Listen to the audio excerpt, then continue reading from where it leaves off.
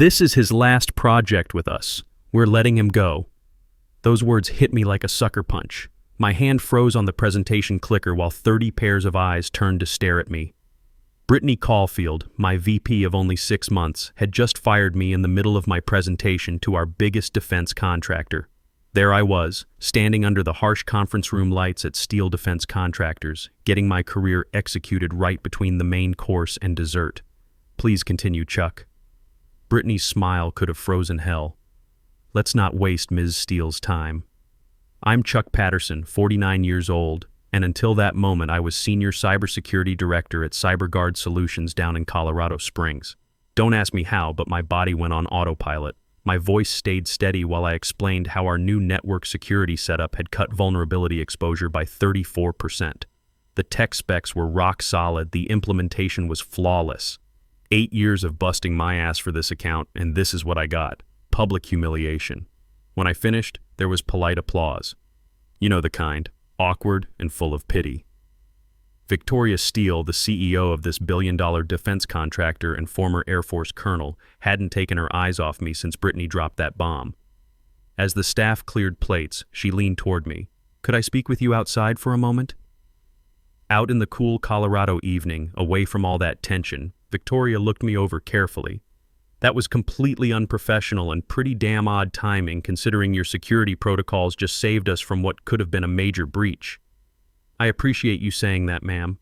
What the hell actually happened in there?" So I told her how things went south after Brittany got promoted 6 months ago, how she wanted me to downplay critical vulnerabilities in our quarterly reports, how I refused. "Ma'am, security flaws either exist or they don't. I wasn't about to lie about it." She nodded slowly. "I respect people who stick to their guns, especially in defense work.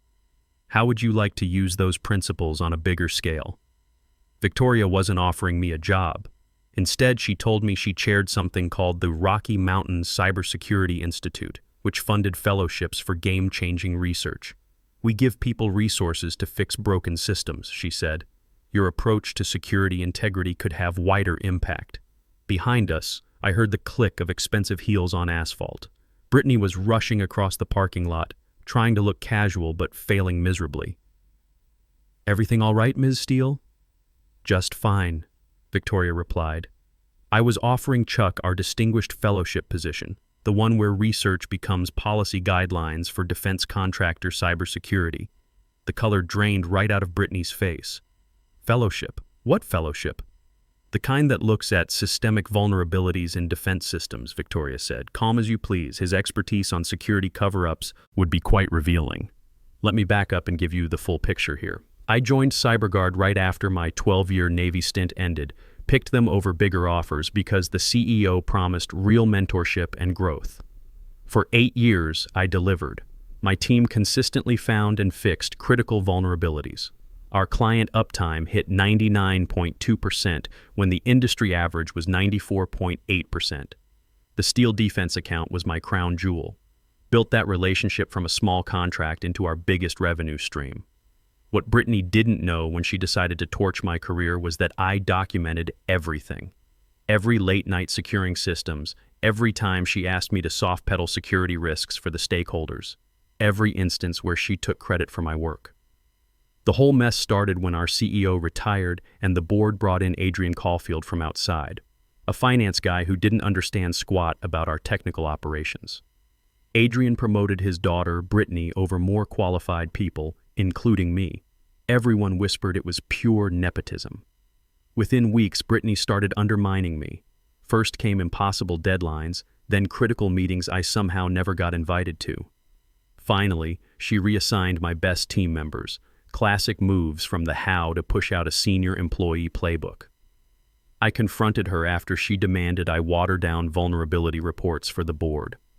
"The security gaps are what they are," I told her. "We can't promise protection we can't deliver." Brittany leaned back in her chair. "You need to be a team player, Chuck. The board wants growth, not scare tactics about theoretical risks.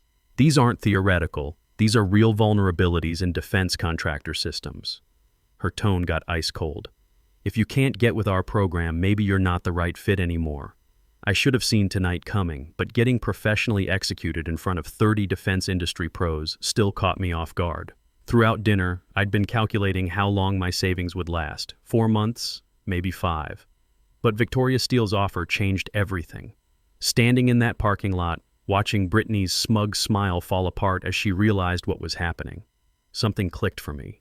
This wasn't just about saving my career anymore. This was about fixing a broken system. The Rocky Mountain Fellowship came with prestige, resources, and a platform. Fellows spent 18 months researching systemic issues, then published findings that shaped industry standards. The pay was generous, more than my current salary, but the real value was influence. I'd need complete independence, I told Victoria. That's exactly what we offer, she said. Freedom to examine whatever problems you find. Brittany cut in, her voice tight.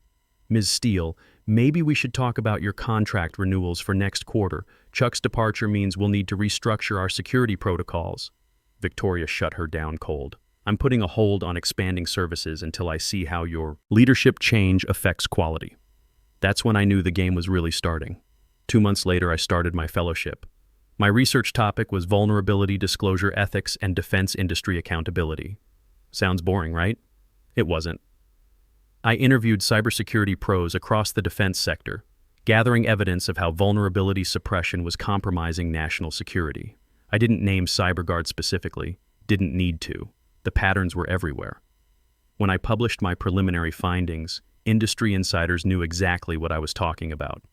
3 board members from my old company called me privately. We had no idea how systematic this was, one admitted. That felt good.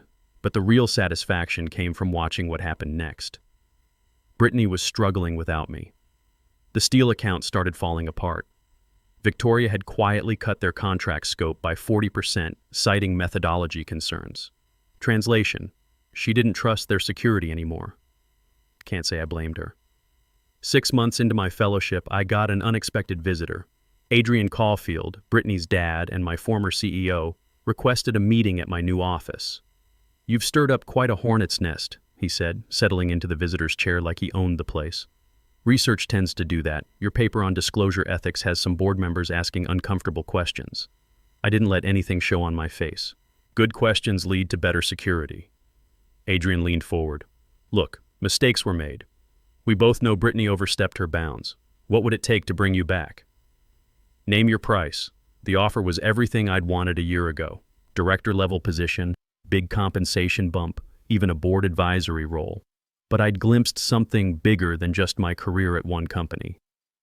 I'm not interested in coming back, I said. I'm interested in changing how this whole industry works. His face darkened. That sounds like a threat. It's a promise, I said. Transparency and accountability aren't optional in defense work. After he left, I sat alone, hands shaking a little. The old Chuck would have taken that offer in a heartbeat. The new Chuck had different plans. What Adrian didn't get was that I wasn't going after him or Brittany personally. I was tearing down the system that let people like them succeed. My fellowship report was almost done, and its recommendations were about to become DoD contractor requirements. Companies would have to implement new transparency measures for vulnerability disclosure. No more hiding critical flaws to protect profits. But the real test was coming. I'd been invited to speak at the National Defense Technology Summit in Denver, the annual gathering where Brittany would definitely show up. This would be our first face-to-face since that dinner, and I'd spent a year preparing for this moment. 3 days before the summit, I got an anonymous message. Brittany knows you're speaking. She's planning to discredit you. Game time. After months of research, I had my own ammunition, and it would make my public humiliation look like a minor inconvenience compared to what was coming. The National Defense Technology Summit was at the Broadmoor in Colorado Springs. Perfect venue for what I had planned. Walking into that sprawling conference center brought back memories of similar events where I'd stood in Brittany's shadow while she claimed credit for my work. Not today. Today, I was a featured speaker. My presentation was scheduled for day 3, giving me time to watch and wait. I saw Brittany working the room, shaking hands and schmoozing. Her company's security ratings had tanked since I left, but her networking skills were still sharp. On day 2, I attended a panel where Brittany was speaking. The moderator asked about vulnerability disclosure practices, my exact research topic. We've always maintained the highest standards, Brittany declared, looking straight at me in the audience. Some former employees might claim otherwise for personal gain, but our track record speaks for itself. Several people turned to look at me. I just smiled and took notes. After the panel, Victoria found me in the hallway. Subtle as a brick, wasn't she? About as subtle as my termination announcement. Victoria's eyes lit up. Nervous about tomorrow? Not nervous. Ready. Good, because the committee made a last-minute addition to your panel. She paused. Adrian's joining you. My heart rate jumped. Both Brittany and Adrian would be there, positioned to tear me apart.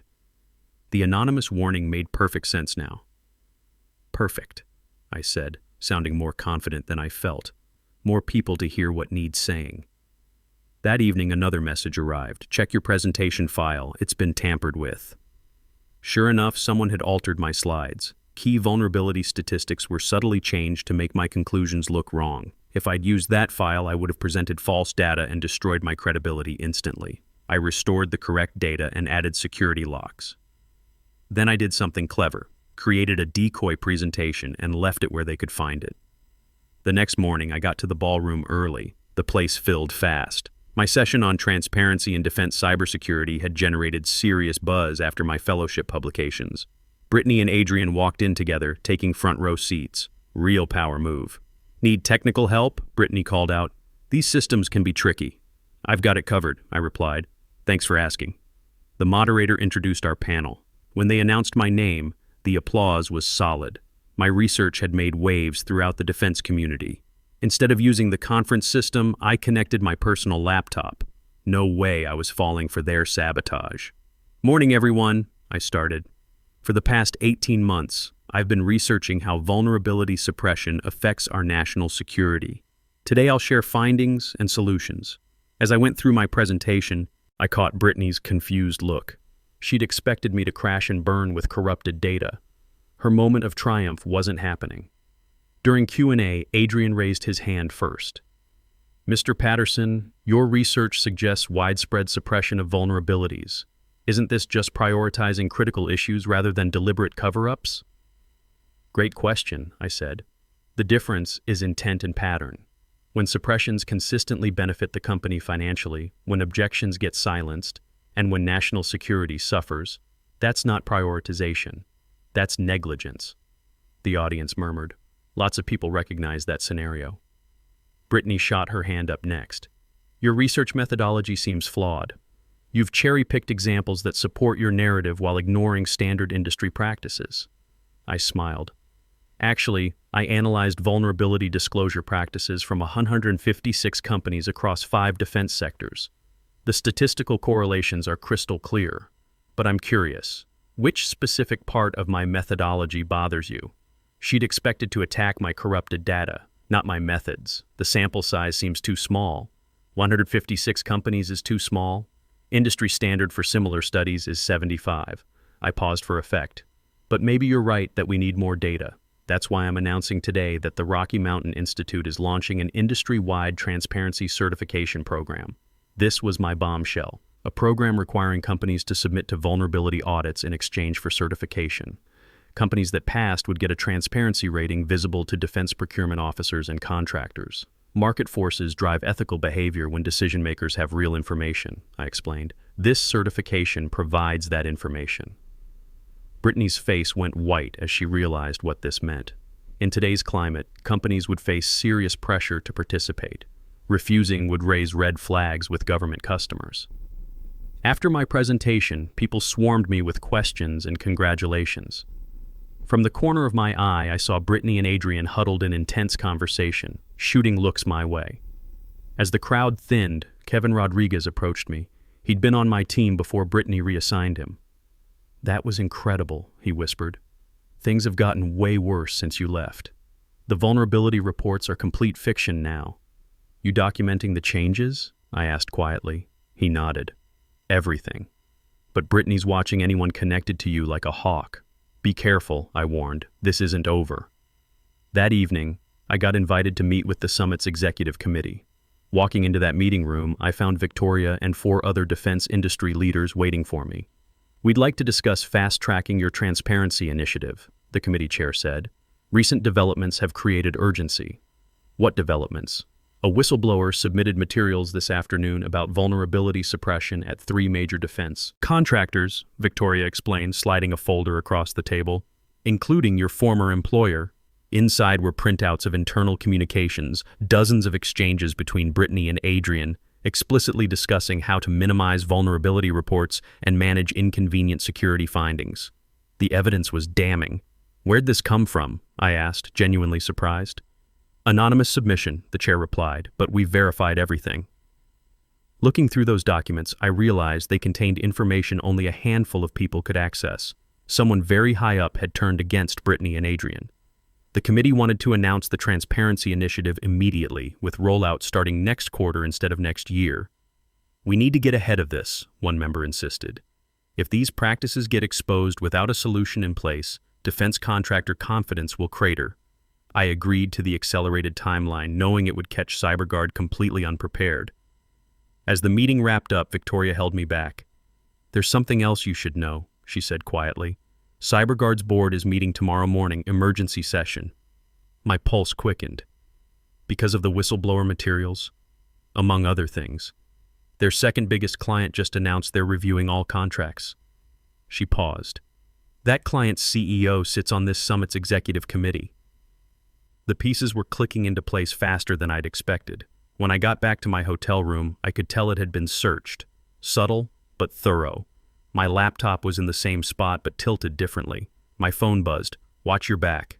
This isn't just about vulnerabilities anymore. For the first time, I wondered if pushing for systemic change had put me in actual danger. Then my phone rang. Unknown number. Mr. Patterson, a familiar voice said. This is Patricia Walsh, chairperson of CyberGuard's board. We need to talk.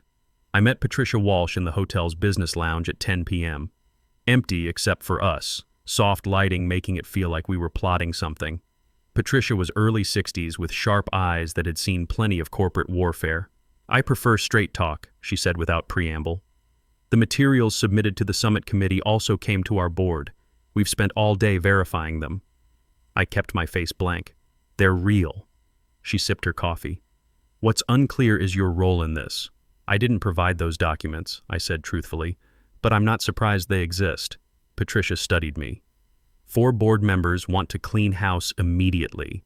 2 are worried about market perception if we fire executives without preparation. 1 is still loyal to Adrian. And you? I'm practical, she said. The situation's unsustainable, but transitions need planning. I could see where this was headed. Patricia hadn't become board chairperson without serious political skills. This wasn't just information sharing, this was negotiation. What are you proposing? Help us manage this transition. Join as interim CTO for 6 months. Once new leadership's established, you'd return to your institute work with our full cooperation. The offer caught me off guard. I'd never planned on going back, even temporarily. Why me? Because despite everything, you understand our operations better than anyone. Because you've proven your integrity.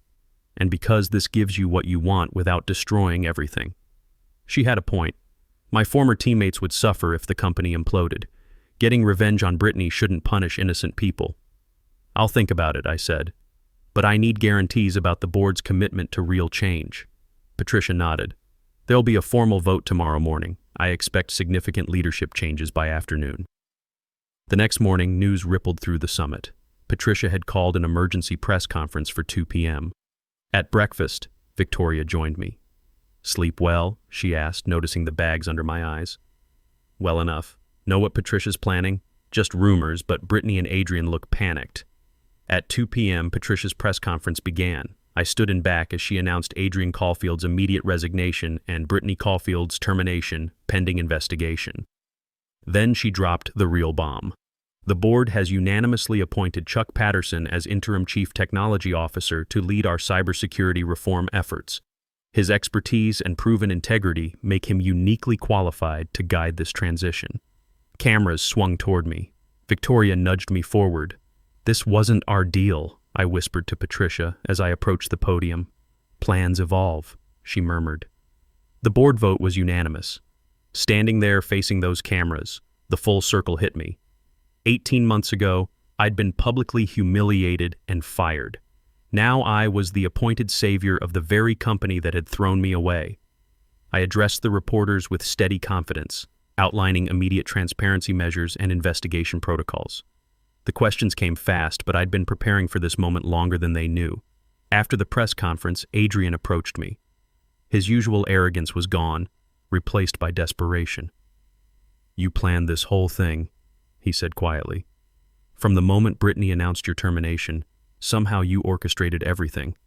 I looked at him calmly. "No, Adrian, you guys did this to yourselves. I just refused to compromise on security standards." "You expect me to believe this wasn't calculated revenge?" "What would revenge accomplish?" I asked. "Destroying the company would hurt innocent employees and damage national security. That's not strategy, that's stupidity." I stepped closer. "My revenge wasn't tearing you down. It was building something better despite you. Creating systems where people like you can't succeed using your methods." The next few weeks were a whirlwind. Walking back into CyberGuard as interim CTO felt surreal. Some people avoided eye contact, embarrassed they'd stayed quiet during my persecution.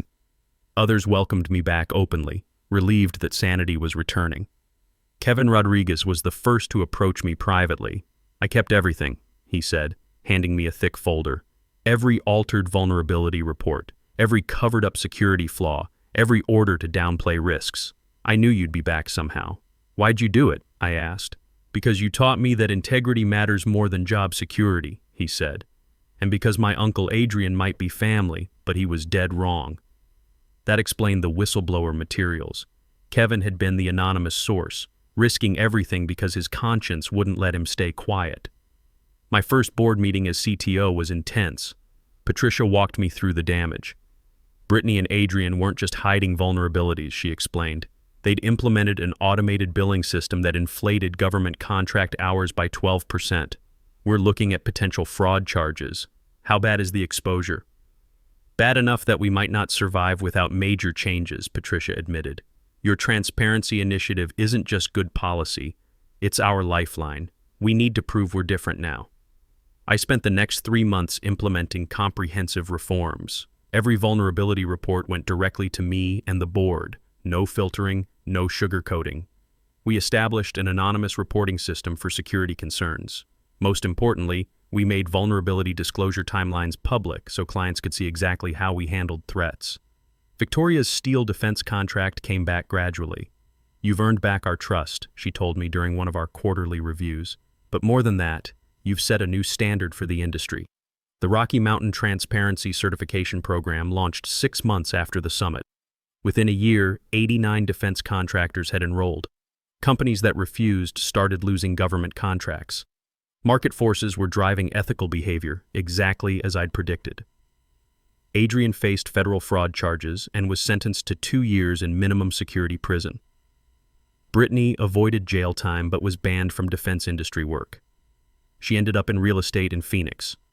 Probably still trying to manipulate people, but at least not with national security implications. The board offered to make my interim position permanent after 6 months. I said yes, but with conditions. The transparency initiative had to be fully funded. Security concerns would never be subordinated to financial considerations. And we'd establish an industry ethics council to maintain standards across all defense contractors. They agreed to everything. 3 years later, CyberGuard wasn't just surviving, we were thriving. Our transparency rating was the highest in the industry. Client retention hit 97.8%. More importantly, we hadn't had a single major security incident since the reforms started. I kept my office simple. No executive ego trips. But I did hang one thing on the wall, a photo from that dinner where Brittany announced my termination. Not as a trophy, but as a reminder that sometimes what feels like your worst moment is actually the beginning of your best opportunity. Victoria stopped by my office last month. "Any regrets?" she asked. "About what?" "Taking the long road instead of just burning the place down." I thought about it. You know what's funny?